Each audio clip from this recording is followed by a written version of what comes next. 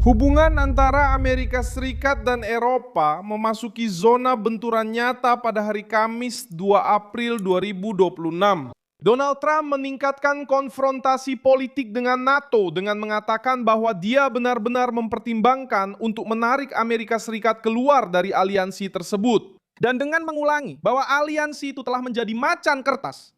Yang terjadi dalam prakteknya adalah sebagai berikut. Trump menginginkan dukungan yang lebih langsung dari negara-negara Eropa dalam krisis yang terkait dengan Iran dan Selat Hormuz.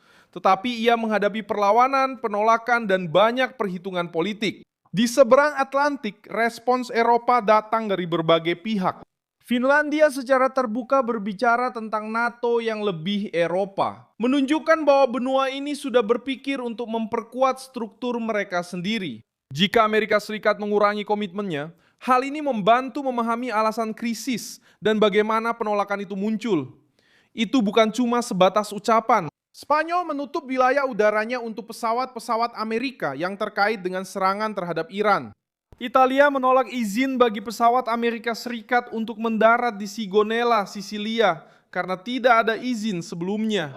Prancis menjawab bahwa NATO ada untuk keamanan Euro-Atlantik, bukan untuk misi ofensif. Di Hormuz, di Britania Raya, Keir Starmer juga menjauh dari garis konfrontasi dan mulai mendukung lebih banyak koordinasi dengan Eropa daripada penyelarasan otomatis dengan Washington.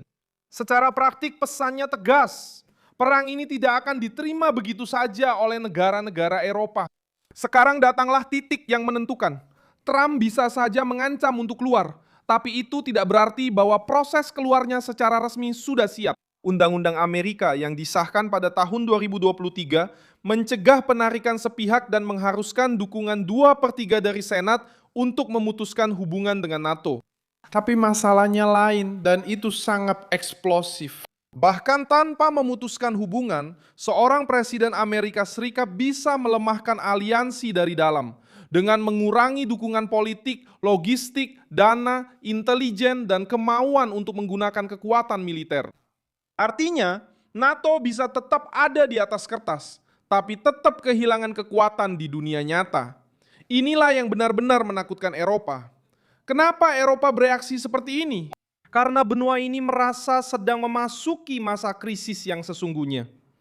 Perang di Timur Tengah telah mendorong harga energi, gas, dan bahan bakar naik. Dan Uni Eropa sudah mulai membahas untuk kembali menerapkan langkah-langkah darurat, mirip dengan yang digunakan saat krisis tahun 2022. Komisaris Energi Eropa mengatakan bahwa blok tersebut sedang mempertimbangkan untuk memangkas tarif jaringan dan pajak atas listrik. Pada saat yang sama, Kepala Badan Energi Internasional memperingatkan bahwa bulan April kemungkinan akan lebih buruk daripada bulan Maret. Dan dia mendukung langkah-langkah penghematan, seperti bekerja dari rumah, mengurangi perjalanan, dan menurunkan kecepatan di jalan raya. Pesan tersebut tidak lagi menjadi penghiburan, sekarang adalah penghematan.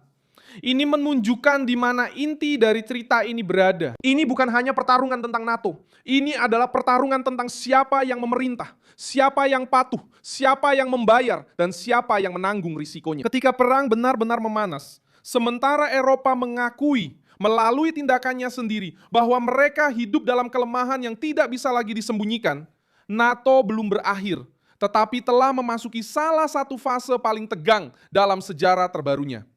Dan apa yang kita lihat sekarang? Amerika Serikat mengancam akan keluar. Eropa merespons dengan mundur, berhemat, dan berhati-hati. Dan dunia menyadari bahwa mekanisme Atlantik lama sudah tidak berputar dengan kepercayaan diri yang sama lagi. Apa yang dulu tampak kebal, sekarang tampak rentan. Dan guncangan ini sangat mendalam.